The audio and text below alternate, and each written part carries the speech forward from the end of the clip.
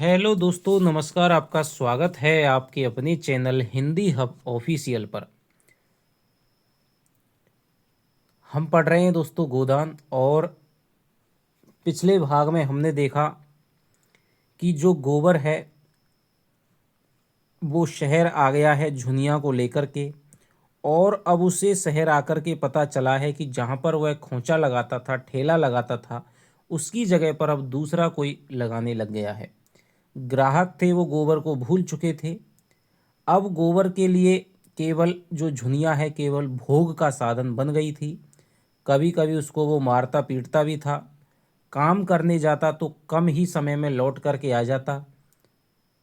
लेकिन झुनिया है कोठरी में पड़ी रहती थी। बच्चे के लिए भी खेलने के लिए कोई जगह नहीं थी।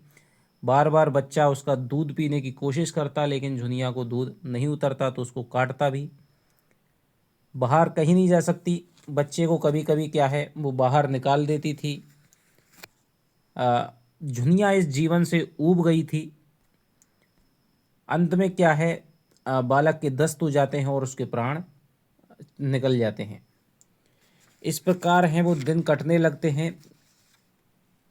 अब झुनिया को अपने बच्चे से ज़्यादा अपने बच्चे की स्मृति अधिक प्यारी लगती है, क्योंकि बच्चा जब जीवित था तब तो झुनिया को कष्ट देता था। अब वो कष्ट भी अपने मन के अनुसार था, हम जितना चाहें उतना ले सकते हैं। तो ये है, ये यथार्थ से कल्पना में ज़्यादा सुख होता है। गोबर को वो समझाने की कोशिश करते, लेकिन गोबर नहीं समझता है। आखिरकार में गोबर ने खोंचा वगैरह छोड़ करके एक शक्कर मिल में नौकरी कर ली है। जो शक्कर मिल मिस्टर खन्ना ने खोली है। दूसरा मिल खोल दिया है। दिन भर काम करता है, शाम को आता है तो बिल्कुल थक जाता है। उसके बदन में बिल्कुल भी शक्ति नहीं रहती है। गोबर को नशे का चस्का भी पड़ चुका है। वो शराब पीता है और कोई ना कोई बहाना खोज करके झुनिया को मार देता है। अब झुनिया है बोझ को शंका की नज़र से देखने लग गई है। गोबर को अपना दुश्मन समझती है। उसे लगता है कि ये ना तो मेरे खाने की परवाह करता है और ना ही कुछ लगता मारता पीटता है। मैंने गलती करी जो मैंने इसके चक्कर में घर को छोड़ दिया। वो पानी भरने जाती है, तभी वहाँ पर एक स्त्री मिलती है, ठीक है, जो काली कलूटी थी और आ, बड़ी थोड़ी सी बड़े कद की थी। वो कहती है कि भाई, जुनिया के पेट को देखकर कहती है कितने माह का है। वो कहती है भाई मैंने तो गिना नहीं है। तो वो कहता है लगभग समय नज़दीक आ गया है, तुमने कोई दाई वाई करके नहीं करी। वो कहती है कि मैं तो किसी को जानती नहीं। तो वो कहती है कि भाई कैसा मर्द है कि भाई कुछ पता भी नहीं है। वो कहती है कि भाई तुम्हारे घर में कोई भी जेठ जेठानी कोई भी हो उसको बुला लो। वो कहती है मेरे तो कोई नहीं है। शाम को उसके पेट में दर्द होने लगता है और गोबर आता है शराब पी करके और उसको क्या है, वो खिचड़ी बना करके उसने रख दी थी। गोबर कहता है कि आप तो आराम से मज़े से फटकार करके सो रही है, खा करके फुल्किया, और मुझको रोज़ खिचड़ी खिलाती है। वो इस प्रकार करते हुए सो जाता है, लेकिन रात में जब जगता है वो कि दुनिया दर्द से करा रही है। गोबर पूछता है कि तुम्हें क्या हो गया था। वो कहता है तुम्हें तो मेरी क्या है ध्यान ही कहाँ है। तब जो चुईया थी, जो औरत उसको मिली थी, वो आती है और उसको क्या है लोग बाग कुछ मोटल्ली भी कहते थे, जिससे वो चिढ़ जाती थी। वो कहती है कि भाई तुम दाई को जा कर के बुला लाओ, वहाँ पर है। वो कहता है मैं नहीं जानता। तो वो खुद ही जाती है कि जब तक तुम पंगे से हवा करते रहो। वो जाती है, बाद में आती है। वो कहती है कि दाई तो बड़ी क्या है नमक हराम वो है, बड़ी हरामी है, और वो तो बहुत 5 रुपये ले रही है, 8 आने रोज के लेती है। इसके अलावा 12वें दिन पर एक साड़ी की मांग कर रही है, 4 बच्चे जना लिया। तो इस प्रकार की वो बातें करती है। वो कहती है कि मेरे खुद के 12 बच्चे थे, कोई दिक्कत नहीं, मैं जनवा लूँगी। इस प्रकार वो दुनिया को दिलासा देती है। और सुबह सुबह उसको क्या है, जब दुनिया को होश आता है तो वो एक बच्चे की माँ बन चुकी थी। चुईया उसको क्या है उसकी जो जापा वगैरह है उसको करती है। और बच्चे को ऊपर का दूध नहीं पचता तो चुईया के ही दूध निकलने लगता है, वो उसको पिलाने लगती है। इसके बाद में अ, झुनिया उसको क्या है थोड़ा ये लगता है कि भाई इसके एहसान ले रहे हैं, और इस तरह से गोबर पे कोई भी फ़र्क नहीं पड़ता है। तो वो कहती है कि भाई मैं नहीं दूंगी, लेकिन चुईया उससे बच्चे को ले लेती है, दूध पिलाती है। और लेकिन अब गोबर से उसकी बोलचाल है वो इसी प्रकार की, अब उसे कम बोलती है, ठीक है। गोबर के कारखाने में हंगामा मचने वाला है कि भाई जो आ, न, मिल के मालिक हैं वो क्या है मजदूरी घटाना चाहते हैं, क्योंकि जो बाजार में शक्कर पर क्या लग गया है, टैक्स लग गया है। वो चाहते हैं कि मजदूरी घटा दें जिससे कि हमें क्या हो जाए, फ़ायदा हो जाए। लेकिन मजदूरों का संघ है वो हड़ताल करने को तैयार है। यहाँ से क्वेश्चन बन सकता है कि भाई मिर्जा खुर्शीद है वो संघ के सभापति थे, और पंडित ओंकार नाथ है वो बिजली के संपादक थे, वो उसके मंत्री थे। झुनिया उसको समझाती है कि भाई तुम इस प्रकार के पछड़ों में मत पड़ो, तुम बाल बच्चे वाले आदमी हो, किसी दिन कुछ हो गया तो मेरा क्या होगा, ठीक है। लेकिन चुईया भी समझाती है, लेकिन तब गोबर है उसको चुईया कह देता है कि तुम मेरे घर में मत आया करो, तुमने इसको सर चढ़ा रखा है। इसके बाद गोबर पे मोहल्ले के द्वारा डांट फटकार भी होते हैं। गोबर है वो चला जाता है। मिल में असंतोष उत्पन्न होता है, और वो मिल के डायरेक्टर वो ये सलाह करते हैं कि जिस मैं माल को भर लो और एक दिन मज़दूरों को बता दिया जाएगा। एक दिन शाम को जब मज़दूर लोग छुट्टी पा करके जाते हैं, तभी वहाँ पर पुलिस की व्यवस्था पहले से कर रखी होती है। और माल काफ़ी भरा हुआ था कि यदि मज़दूर हड़ताल भी करते हैं और नए मज़दूर भी नहीं मिलते हैं, तब भी 6 महीने के माल के लिए हमें अतिरिक्त मज़दूरों की आवश्यकता नहीं है। तो वो कह दिया जाता है, वो लगान घटा दी जाती है। उसके बाद में आ, वो हड़ताल के लिए तैयार हो जाते हैं और रैली निकालते हैं कि भाई अब हम एक ही काम कर सकते हैं कि अब हम रोक तो नहीं सकते। अब ये चाहते हैं कि भाई उनके लिए नए मजदूर हैं वो मिल नहीं पावें, क्योंकि सामान तो इनके पास पूरा भरा हुआ है, तो इन्हें हमारी ज़रूरत नहीं है। तो अगले दिन वो जैसे ही जाते हैं तो देखते हैं कि मिल के बाहर में बहुत सारी भीड़ है वो वर्कर की लगी हुई है। अब उन्हें क्या है, केवल बल प्रयोग से ही धमकाया जा सकता है, लेकिन वो भी क्या है, ऐसे भुखमंगे भिखमरे थे जिनके लिए भूख से मरने से अच्छा है लड़ करके मर जाना। दोनों में घमासान होता है। मिर्ज़ा खुर्शीद हैं, काफ़ी अपने आप को बचाव करते हैं, अच्छी लड़ाई लड़ते हैं, पहलवान आदमी थे। ओंकार नाथ जी हैं बिजली के जो संपादक थे, वो भाग जाते हैं। गोबर है गंवार आदमी था, उसने क्या है वार देना जाना था, बचाना नहीं जाना था। जबकि प्रेमचंद जी कहते हैं कि भाई युद्ध में या लड़ाई में अपने आप को बचाना ज़्यादा महत्वपूर्ण होता है।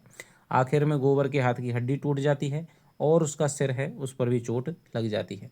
गोबर को लाया जाता है अस्पताल से, उसको भेज दिया जाता है पट्टी करवा करके। जुनिया के सामने पड़ा हुआ है, जुनिया को दया आती है। गोबर भी क्या है, लज्जित हो रहा है, और वो कहते हैं कि भाई आज तो मेरी सारी हेकड़ी है वो निकल गई।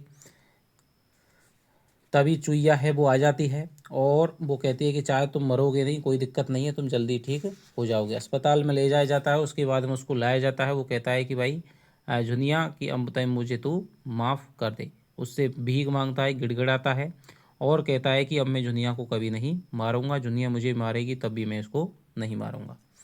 इस प्रकार की बातचीतें कर रही होती है, और जुनिया है वही उनके लिए पैसे वैसे की बंदोबस्त कर रही थी। कई रुपए उसके खर्च हो गए थे। अब गोबर तो काम नहीं कर सकता था, लेकिन जो चुईया है वही मदद कर रही थी। गोबर काम नहीं कर सकता तो झुनिया ही कुछ ना कुछ काम करने का फैसला करती है। वो ग्वाले की बेटी थी, तो घास छीलना, गायों की सेवा वगैरह करना उसने जाना था। घास छीलने के लिए लोगों के साथ में चले जाती है, और 3 पहर तक घास है वो छीलती रहती है, शाम को आती है। उसके बाद भी उसे लगता है कि वो थकी हुई नहीं है, क्योंकि अब वो क्या है, खुली हवा में सांस ले रही थी। तो ये हमने यहाँ तक दोस्तों देखा। अब 28वें भाग को हम देखते हैं। मिस्टर खन्ना को मज़दूरों की यह हड़ताल बिल्कुल बेजा मालूम होती थी। उन्होंने हमेशा जनता के साथ मिले रहने की कोशिश की थी। वह अपने को जनता का ही आदमी समझते थे। पिछले कौमी आंदोलन में उन्होंने बड़ा जोश दिखाया था। जिले के प्रमुख नेता रहे थे, 2 बार जेल गए थे और कई हजार का नुकसान उठाया था। अब भी वह मज़दूरों की शिकायतें सुनने को तैयार रहते थे, लेकिन यह तो नहीं हो सकता कि वह शक्कर मिल के हिस्सेदारों के हित का विचार न करें। अपना स्वार्थ त्यागने को वह तैयार हो सकते थे अगर उनकी ऊंची मनोवृत्तियों को स्पर्श किया जाता, लेकिन हिस्सेदारों के स्वार्थ की रक्षा न करना यह तो अधर्म था। यह तो व्यापार है, कोई सदाव्रत नहीं कि सब कुछ मजदूरों को ही बांट दिया जाए। हिस्सेदारों को यह विश्वास दिलाकर रुपए लिए गए थे कि इस काम में 15-20 सैकड़े का लाभ है। भाई खन्ना जी क्या है, आ, मिल में क्या है शेयर बांटते रहते थे वे, आप ले लें, आपको क्या है फ़ायदा हो जाएगा। तो खन्ना जी सोच रहे हैं कि भाई मैं अपना तो नुकसान करा सकता हूँ, लेकिन मैंने हिस्सेदारों को क्या है लाभ के लिए इसमें भर्ती कराया है, तो उनको मैं घाटा नहीं करवा सकता। अगर उन्हें 10 सैकड़े भी ना मिले तो वे डायरेक्टरों को और विशेषकर मिस्टर खन्ना को धोखेबाजी तो समझेंगे। फिर अपना वेतन वह कैसे कम कर सकते थे, और कंपनियों को देखते उन्होंने अपना वेतन कम रखा था, केवल 1,000 रुपया महीना लेते थे। कुछ कमीशन भी मिल जाता था, मगर वो इतना लेते थे तो मिल का संचालन भी करते थे। मजदूर केवल हाथ से काम करते हैं, डायरेक्टर अपनी बुद्धि से, विद्या से, प्रतिभा से, प्रभाव से काम करता है। दोनों शक्तियों का मोल बराबर तो नहीं हो सकता। मजदूरों को यह संतोष क्यों नहीं होता कि मंदी का समय है। चारों तरफ बेकारी फैली रहने के कारण आदमी सस्ते हो गए। देखिए अमेरिका में जो 1930 के दशक में दोस्तों जो महान मंदी आई थी, उसी का जो प्रभाव है यहाँ पर देखने को मिल रहा है। उन्हें तो एक की जगह पौन भी मिले तो संतुष्ट रहना चाहिए था, और सच पूछो तो वे संतुष्ट हैं, उनका कोई कसूर नहीं, वे तो मूर्ख हैं, बचिया के ताऊ। शरारत तो ओंकारनाथ और मिर्जा खुर्शीद की है। यही लोग उन बेचारों को कठपुतली की तरह नचा रहे हैं, केवल थोड़े से पैसे और यश के लोभ में पड़कर। यह नहीं सोचते कि उनकी दिल्लगी से कितने घर तबाह हो जाएंगे। ओंकारनाथ का पत्र नहीं चलता तो बेचारे खन्ना क्या करें। और आज उनके पत्र के 1 लाख ग्राहक हो जाएं और उनसे उन्हें 5 लाख का लाभ होना लगे, तो क्या वह केवल अपने गुजारे भर को लेकर शेष कार्यकर्ताओं में बांट देंगे? कहाँ की बात। और वह त्यागी मिर्जा खुर्शीद भी तो एक दिन लखपति थे, हजारों मजूर उनके नौकर थे, तो क्या वह अपने गुजारे भर को लेकर सब कुछ मजूरों को बांट देते थे? वह उसी गुजारे की रकम में यूरोपियन छोकरियों के साथ विहार करते थे, बड़े बड़े अफसरों के साथ दावतें उड़ाते थे, हजारों रुपए महीनों की शराब पी जाते थे, और हर साल फ्रांस और स्विट्जरलैंड की सैर करते थे। आज मजूरों की दशा पर उनका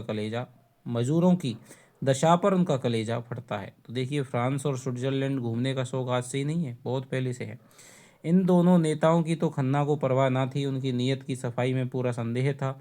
ना राय साहब की उन्हें परवाह थी, जो हमेशा खन्ना की हाँ में हाँ मिलाया करते थे, पर उनके हर एक काम का समर्थन कर दिया करते थे। अपने परिचितों में केवल एक ही ऐसा व्यक्ति था जिसके निष्पक्ष विचार पर खन्ना जी को पूरा भरोसा था,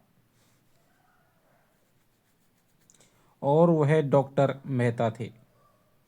जब से उन्होंने मालती से घनिष्ठता बढ़ानी शुरू की थी, खन्ना की नज़रों में उनकी इज्जत बहुत कम हो गई थी। मालती वर्षों खन्ना की हृदयेश्वरी रह चुकी थी, पर उसे उन्होंने सदैव खिलौना समझा था। इसमें संदेह नहीं कि वह खिलौना उन्हें बहुत प्रिय था। उसके खो जाने या टूट जाने या छिन जाने पर वह खूब रोते और रोए थे, लेकिन थी खिलौना ही। उन्हें कभी मालती पर विश्वास ना हुआ। वह कभी उसके ऊपरी विलास आवरण को छेद कर उनके अंतःकरण तक ना पहुंच सकी थी। वह अगर खुद खन्ना से विवाह का प्रस्ताव करती तो वह स्वीकार न करते, कोई बहाना करके टाल देते। अन्य कितने ही प्राणियों की भांति खन्ना का जीवन भी दोहरा या दो रुखी था।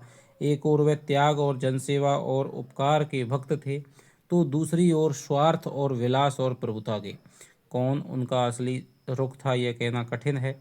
कदाचित उनकी आत्मा का उत्तम आधा सेवा सहृदयता से बना हुआ था, मध्यम आधा स्वार्थ और विलास से, पर उत्तम और मध्यम में बराबर संघर्ष होता रहता था। तो देखिए यहाँ से दोस्तों कथन है वो शानदार यहाँ पर खन्ना के बारे में बनता है, ठीक है। और मध्यम ही अपनी उद्दंडता और हठ के कारण सौम्य और शांत उत्तम पर गालिब आता था। यानी जो उनका बुरा रूप है वही उनके क्या है अच्छे रूप पर भारी पड़ता रहता था। उनका मध्यम मालती की ओर झुकता था, उत्तम मेहता की ओर, लेकिन वह उत्तम अब मध्यम के साथ एक हो गया था। उनकी समझ में ना आता था कि मेहता जैसा आदर्शवादी व्यक्ति मालती जैसी चंचल विलासनी रमणी पर कैसे आसक्त हो गया। वह बहुत प्रयास करने पर भी मेहता को वासनाओं का शिकार ना स्थिर कर सकते थे, और कभी कभी उन्हें यह संदेह भी होने लगता था कि मालती का कोई दूसरा रूप भी है जिसे वह ना देख सके या जिसे देखने की उनमें क्षमता ना थी। उन्हें ये लगता है कि भाई मेहता अब तक तो क्या है मालती पर मालती को बिल्कुल भाव भी नहीं देते थे। अब मालती के पीछे पड़े रहते हैं, उनकी घनिष्ठता बढ़ गई है, मालती ने मुझसे मेल जोल कम कर दिया है। लेकिन असलियत में तो मेहता जी किसकी वजह से, क्योंकि गोविंदी ने उनसे मांगा था कि भाई आप मालती से मेरे सुहाग की या मेरे रिश्ते की क्या करिए रक्षा करिए, क्योंकि जब तक मालती है तब तक मेरा उस घर में जाना कठिन नहीं। तो मेहता हैं वो गोविंदी यानी मिसेज खन्ना की दिल से इज्जत करते थे, और वो कहते हैं कि भाई आपके लिए तो जान भी दे दूं वो भी कम है। तो उनके कहने से ही वो क्या है, मालती से छुटकारा दिला रहे हैं। पक्ष और विपक्ष के सभी पहलुओं पर विचार करके उन्होंने यही नतीजा निकाला कि इस परिस्थिति में मेहता जी से ही उन्हें प्रकाश मिल सकता है। डॉक्टर मेहता को काम करने का नशा था। आधी रात को सोते थे और घड़ी रात रहे उठ जाते थे। कैसा भी काम हो उसके लिए वह कहीं ना कहीं से समय निकाल लेते थे। हॉकी खेलना हो या यूनिवर्सिटी डिबेट, ग्राम्य संगठन हो या किसी शादी का नैवेद्य, सभी कामों के लिए उनके पास लगन थी और समय था। वह पत्रों में लेख भी लिखते थे और कई साल से एक बृहद दर्शन ग्रंथ लिख रहे थे जो अब समाप्त होने वाला था। इस वक्त भी वह एक वैज्ञानिक खेल ही खेल रहे थे। अपने बगीचे में बैठे हुए पौधे पर विद्युत संचार क्रिया की परीक्षा कर रहे थे। उन्होंने हाल में एक विज्ञान परिषद में यह सिद्ध किया था कि फसलें बिजली के जोर से बहुत थोड़े समय में पैदा की जा सकती हैं, उनकी पैदावार बढ़ाई जा सकती है और बेफसल की चीज़ें भी उपजाई जा सकती हैं। आजकल सवेरे के 2-3 घंटे वह इन्हीं परीक्षाओं में लगाया करते थे।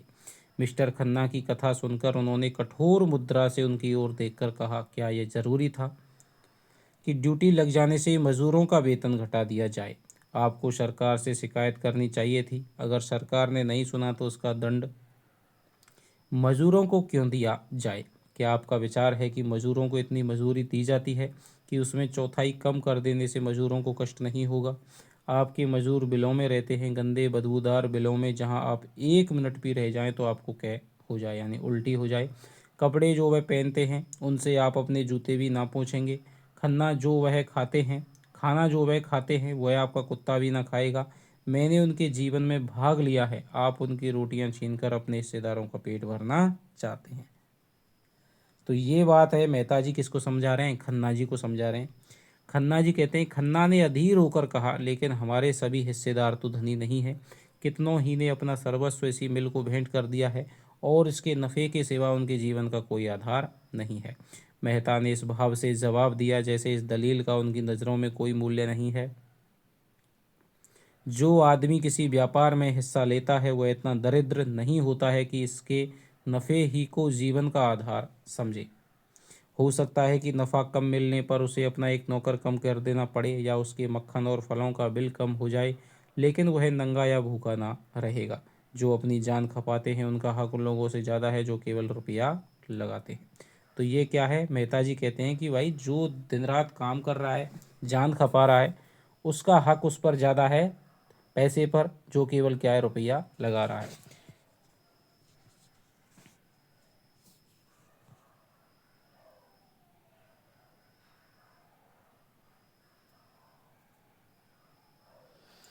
यही बात पंडित ओंकार नाथ ने कही थी। मिर्जा खुर्शीद ने भी यही सलाह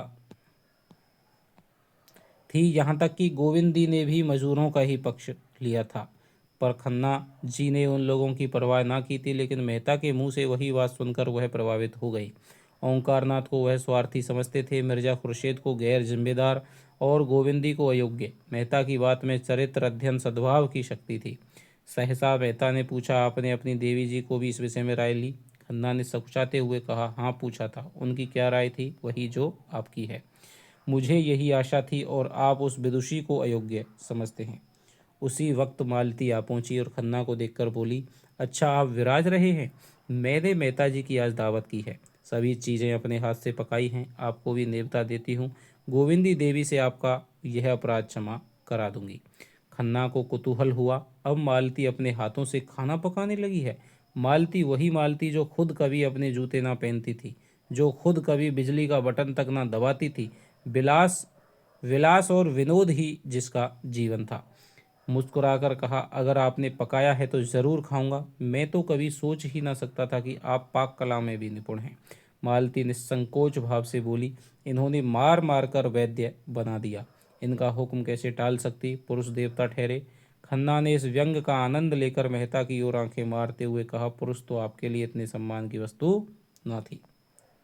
मालती झेपी नहीं, इस संकोच का आशय समझकर जोश भरे स्वर में बोली, लेकिन अब हो गई हूँ इसलिए कि मैंने पुरुष का जो रूप अपने परिचितों की परिधि में देखा था उससे यह कहीं सुंदर है। पुरुष इतना सुंदर, इतना कोमल हृदय। मेहता ने मालती की ओर दीन भाव से देखा और बोले, नहीं मालती, मुझ पर दया करो, नहीं मैं यहाँ से भाग जाऊंगा। इन दिनों जो कोई मालती से मिलता वह उससे मेहता की तारीफों के पुल बांध देती, जैसे कोई नवदीक्षित अपने नए विश्वासों का ढिढोरा पीटता फिरे।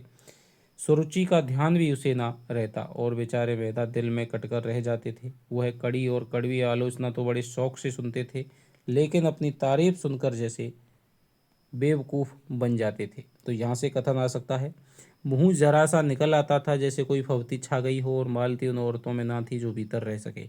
वह बाहर ही रह सकती थी, पहले भी और अब भी। व्यवहार में, विचार में, मन में कुछ रखना वह ना जानती थी। जैसे एक अच्छी साड़ी पाकर वह उसे पहनने के लिए अधीर हो जाती थी, उसी तरह मन में कोई सुंदर भाव आए तो वह उसे प्रकट किए बिना चैन ना पाती थी। मालती ने और समीप आकर उसकी पीठ पर हाथ रखकर मानो उसकी रक्षा करते हुए कहा, अच्छा भागो नहीं, अब कुछ ना कहूँगी। मालूम होता है तुम्हें अपनी निंदा ज़्यादा पसंद है, तो निंदा ही सुनो खन्ना जी। यह महाशय मुझ पर अपने प्रेम का जाल। शक्कर मिल की चिमनी यहाँ से साफ नजर आती थी। खन्ना ने उसकी तरफ देखा। यह चिमनी खन्ना की कीर्ति स्तंभ की भांति आकाश में सिर उठाए खड़ी थी। खन्ना की आंखों में अभिमान चमक उठा। इसी वक्त उन्हें मिल के दफ्तर में जाना है। वहाँ डायरेक्टरों की एक अर्जेंट मीटिंग करनी होगी और इस परिस्थिति को उन्हें समझाना होगा और इस समस्या को हल करने का उपाय भी बतलाना होगा। मगर चिमनी के पास यह धुआं कहाँ से उठ रहा है? देखते देखते सारा आकाश बैलून की भांति धुएं से भर गया। सबों ने सशंक होकर उधर देखा, कहीं आग तो नहीं लग गई। आग ही मालूम होती है। सहसा सामने सड़क पर हजारों आदमी मिल की तरफ दौड़े जाते नजर आए। खन्ना ने खड़े होकर जोर से पूछा, तुम लोग कहाँ दौड़े जा रहे हो? एक आदमी ने रुककर कहा, जी शक्कर मिल में आग लग गई, आप देख नहीं रहे? खन्ना ने मेहता की ओर देखा और मेहता ने खन्ना की ओर। मालती दौड़ी हुई बंगले में गई, अपने जूते पहन आई। अफसोस और शिकायत करने का अवसर ना था। किसी के मुंह से एक बात ना निकली, खतरे में हमारी चेतना अंतर्मुखी हो जाती है। खन्ना की कार खड़ी ही थी। तीनों आदमी घबराए हुए आकर बैठे और मिल की तरफ भागे। चौरस्ते पर पहुंचे तो देखा सारा शहर मिल की ओर उमड़ा चला जा रहा है। आग में आदमियों को खींचने का जादू है। कार आगे ना बढ़ सकी। मेहता ने पूछा, आग बीमा तो करा लिया था ना?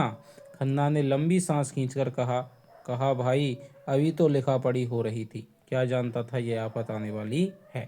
कार वहीं राम आश्रय छोड़ दी गई। तीनों आदमी भीड़ चीरते हुए मिल के सामने जा पहुंचे।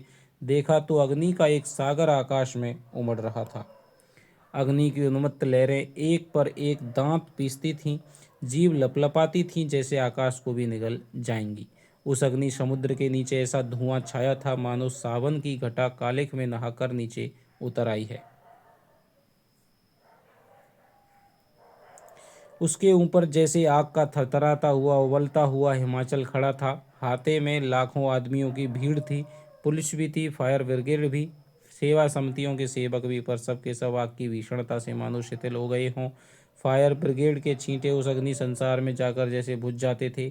ईंटें जल रही थीं, लोहे के गार्डर जल रहे थे और पिघली हुई शक्कर के परनाले चारों तरफ से बह रहे थे। और तो और जमीन से भी ज्वाला निकल रही थी। दूर से मेहता और खन्ना को यह आश्चर्य हो रहा था कि इतने आदमी खड़े तमाशा क्यों देख रहे हैं, आग बुझाने में मदद क्यों नहीं करते। मगर अब इन्हें भी ज्ञात हुआ कि तमाशा देखने के सिवा और कुछ करना अपने बस से बाहर है। मिल की दीवारों से 50 गज के अंदर जाना जान जोखिम था। ईंट और पत्थर के टुकड़े चटाक चटाक टूटकर उछल रहे थे। कभी कभी हवा का रुख इधर हो जाता तो भगदड़ मच जाती थी। ये तीनों आदमी भीड़ के पीछे खड़े थे। कुछ समझ में नहीं आता था क्या करें। आखिर आग लगी कैसे और इतनी जल्द कैसे फैल गई? क्या पहले किसी ने देखा ही नहीं या देखकर भी बुझाने का प्रयास ना किया? इस तरह के प्रश्न सभी के मन में उठ रहे थे। मगर वहाँ पूछें किससे? मिल के कर्मचारी होंगे तो ज़रूर, लेकिन उस भीड़ में उनका पता मिलना कठिन था। सहसा हवा का इतना तेज झोंका आया कि आग की लपटें नीची होकर इधर लपकी, जैसे समुद्र में ज्वार आ गया हो। लोग सिर पर पांव रखकर भागे, एक दूसरे पर गिरते रेलते जैसे कोई शेर झपटा आता हो। अग्नि ज्वालाएं जैसे सजीव हो गई थीं, सचेष्ट भी, जैसे कोई शेषनाग अपने सहस्त्र मुख से आग फुंकार रहा हो। कितने ही आदमी तो इस रेले में कुचल गए थे। खन्ना मुंह के बल गिर पड़े। मालती को मेहता जी दोनों हाथों से पकड़े हुए थे, नहीं जरूर कुचल गई होती। तीनों आदमी हाथे की दीवार के पास एक इमली के पेड़ के नीचे आकर रुके। खन्ना एक प्रकार की चेतना शून्य तन्मयता से मिल की चिमनी की ओर टकटकी लगाए खड़े थे। मेहता ने पूछा, आपको ज़्यादा चोट तो नहीं आई? खन्ना ने कोई जवाब ना दिया, उसी तरफ ताकते रहे। उनकी आंखों में वह शून्यता थी जो विक्षिप्तता का लक्षण है। मेहता ने उनका हाथ पकड़कर फिर पूछा, हम लोग यहाँ व्यर्थ खड़े हैं? मुझे भय होता है आपको चोट ज़्यादा आ गई, आइए लौट चलें। खन्ना ने उनकी तरफ देखा और जैसे सनक कर बोले, जिनकी यह हरकत है उन्हें मैं खूब जानता हूँ। अगर उन्हें इसी में संतोष मिलता है तो भगवान उनका भला करे। मुझे कुछ परवाह नहीं, कुछ परवाह नहीं। मैं आज चाहूँ तो ऐसी नई मिल खड़ी कर सकता हूँ। जी हाँ, बिल्कुल नई मिल खड़ी कर सकता हूँ। ये लोग मुझे क्या समझते हैं? मिल ने मुझे नहीं बनाया, मैंने मिल को बनाया, और मैं फिर बना सकता हूँ, मगर जिनकी यह हरकत है उन्हें मैं खाक में मिला दूंगा। मुझे सब मालूम है, रत्ती रत्ती मालूम है। मेहता ने उनका चेहरा और उनकी चेष्टा देखी और घबराकर बोले, चलिए आपको घर पहुंचा दूंगा, आपकी तबीयत अच्छी नहीं है।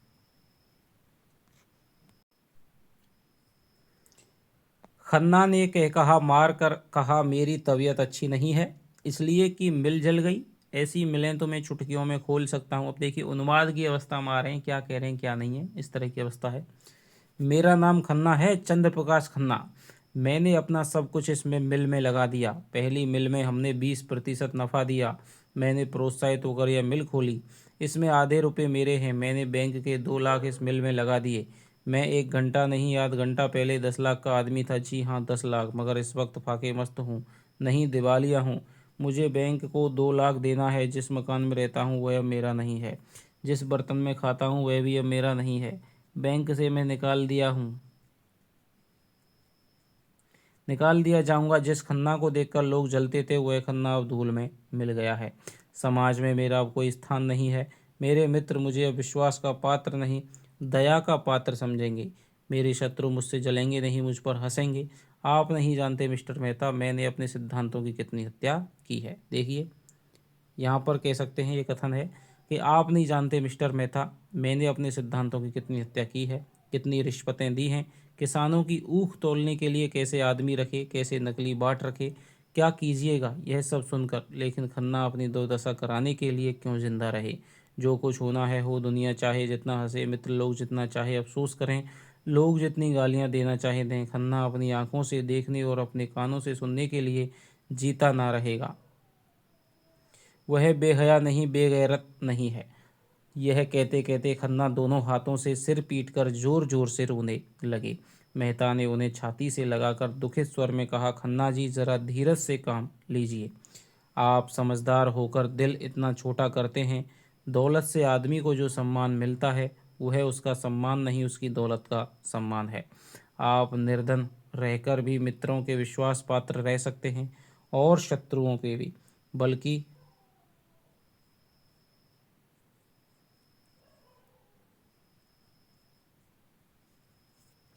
तो ये देखिए मेहता जी का शानदार कथन है कि आप समझदार होकर दिल इतना छोटा कर, दौलत से आदमी को जो सम्मान मिलता है वह उसका सम्मान नहीं, उसकी दौलत का सम्मान है। आप निर्धन रहकर भी मित्रों के विश्वास पात्र रह सकते हैं और शत्रुओं के भी। बल्कि तब आपका कोई शत्रु रहेगा भी नहीं। तो किसका कथन है और किससे कथन है, ये आपको याद रखना है। आइए घर चलें, जरा आराम कर लेने से आपका चित्त शांत हो जाएगा।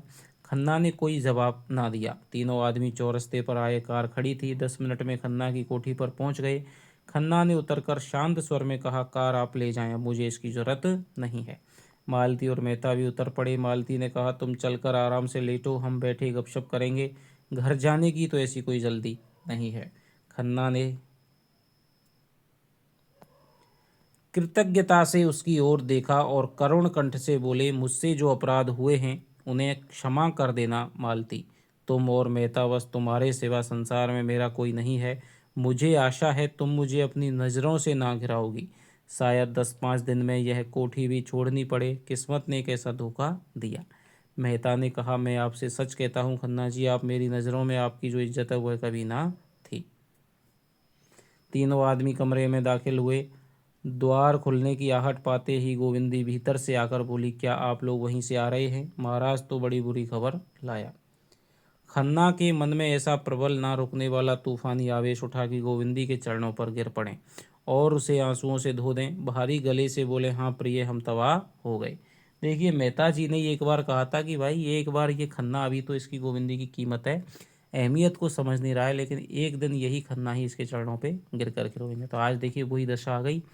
उनकी निर्जीव निराश आहत आत्मा सांत्वना के लिए विकल हो रही थी। सच्ची स्नेह में डूबी हुई सांत्वना के लिए उस रोगी की भांति जो जीवन सूत्र क्षीण हो जाने पर भी वैद्य के मुख की ओर आशा भरी आंखों से ताक रहा हो, वही गोविंदी जिस पर उन्होंने हमेशा जुल्म किया, जिसका हमेशा अपमान किया, जिससे हमेशा बेवफाई की, जिसे सदैव जीवन का भार समझा, जिसकी मृत्यु की सदैव कामना करते रहे, वही इस समय जैसे अंचल में आशीर्वाद और मंगल और अभय लिए उन पर वार रही थी। जैसे उन चरणों में ही उनके जीवन का स्वर्ग हो, जैसे वह उनके अभागे मस्तक पर हाथ रखकर ही उनकी प्राणहीन धमनियों में फिर रक्त का संचार कर देगी। मन की इस दुर्बल दशा में, घोर विपत्ति में, मानो वह उन्हें कंठ से लगा लेने के लिए खड़ी थी। नौका पर बैठे हुए जल विहार करते समय हम जिन चट्टानों को घातक समझते हैं और चाहते हैं कि कोई उन्हें खोद कर फेंक देता, उन्हीं से नौका टूट जाने पर हम चिमट जाते हैं।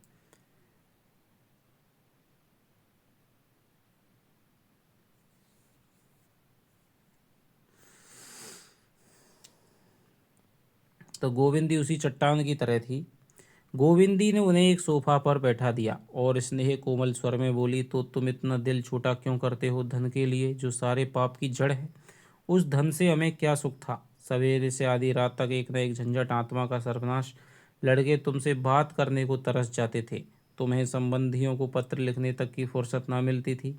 क्या बड़ी इज्जत थी। हाँ थी, क्योंकि दुनिया आज तक धन की पूजा करती चली आई है। उसे तुमसे कोई प्रयोजन नहीं। जब तक तुम्हारे पास लक्ष्मी है, तुम्हारे सामने पूँछ हिलाएगी, कल उतनी ही भक्ति से दूसरों के द्वार पर सिजदे करेगी, तुम्हारी तरफ ताकेगी भी नहीं। सत्पुरुष धन के आगे सिर नहीं झुकाते, वह देखते हैं तुम क्या हो। अगर तुम में सच्चाई है, न्याय है, त्याग है, पुरुषार्थ है, तो वे तुम्हारी पूजा करेंगे, नहीं तुम्हें समाज का लुटेरा समझकर मुंह फेर लेंगे। तो यहाँ से देखिए गोविंदी का बहुत ही अच्छा वक्तव्य है। बल्कि तुम्हारे दुश्मन हो जाएंगे। मैं गलत तो नहीं कहता थी मेहता जी।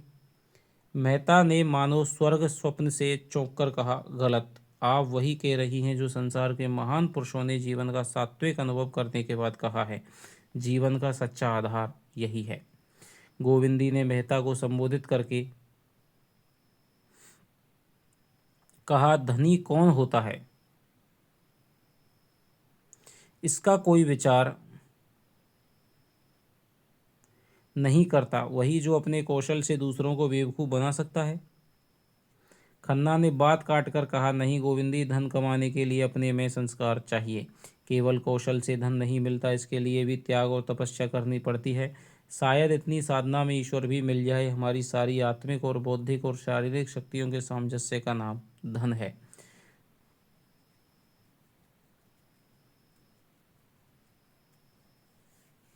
तो यहाँ से देखिए कथन आ सकता है। गोविंदी ने विपक्षी ना बनकर मध्यस्थ भाव से कहा, मैं मानती हूँ कि धन के लिए थोड़ी तपस्या नहीं करनी पड़ती, लेकिन फिर भी हमने उसे जीवन में जितने महत्व की वस्तु समझ रखा है। तो देखिए यहाँ पर गोविंदी के बहुत अच्छे अच्छे शानदार वक्तव्य हैं कि हमने जीवन में उसे जितनी महत्व की वस्तु समझ रखा है, उतना महत्व उसमें नहीं है। मैं तो खुश हूँ कि तुम्हारे सिर से यह बोझ टला। अब तुम्हारे लड़के आदमी होंगे, स्वार्थ और अभिमान के पुतले नहीं। जीवन का सुख दूसरों को सुखी करने में है, उनको लूटने में नहीं। बुरा ना मानना, अब तक तुम्हारे जीवन का अर्थ था आत्मसेवा, भोग और विलास।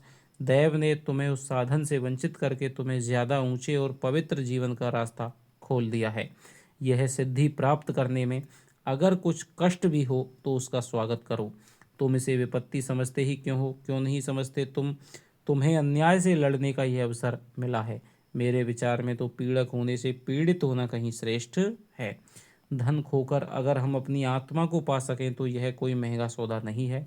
न्याय के सैनिक बनकर लड़ने में जो गौरव, जो उल्लास है, क्या उसे इतनी जल्दी भूल गए। गोविंदी के पीले सूखे मुख पर तेज की ऐसी चमक थी, मानो उसमें कोई विलक्षण शक्ति आ गई हो, मानो उसकी सारी मूक साधना प्रगल्भ हो उठी हो। मेहता उसकी ओर भक्तिपूर्ण नेत्रों से ताक रहे थे। खन्ना सिर झुकाए से दैवी प्रेरणा समझने की चेष्टा कर रहे थे और मालती मन में लज्जित थी। गोविंदी के विचार इतने ऊंचे उसका हृदय इतना विशाल और उसका जीवन इतना उज्जवल है। तो इन बातों को देख करके मालती है वो लज्जित हो जाती है। तो ये रहा दोस्तों कौन सा भाग, 28वां भाग हमारा रहा। इससे अगला जो पार्ट है वो अगली क्लास में पढ़ेंगे। इसकी समरी है। समरी तो क्या है, खन्ना के मिल में केवल आग लग जाती है, दाढ़ मार कर रोते हैं, घर पे आते हैं तो क्या है, गोविंदी के प्रति किए गए अपराधों का बोध भी उन्हें होता है, प्रायश्चित भी होता है, अफसोस भी होता है। तो चलिए आपसे मिलता हूँ। जो भी कोई बात हो दोस्तों कमेंट में लिख करके बताएं, अच्छी होगी तो वो हमें मोटिवेट करेगी, और दोस्तों कोई नेगेटिव बात होगी वो भी हमें मोटिवेट करेगी, उसको सुधारने का मौका हमें मिलेगा। तो चलिए मिलता हूँ अगली वीडियो में, तब तक के लिए दोस्तों बाय बाय, जय हिंद जय भारत।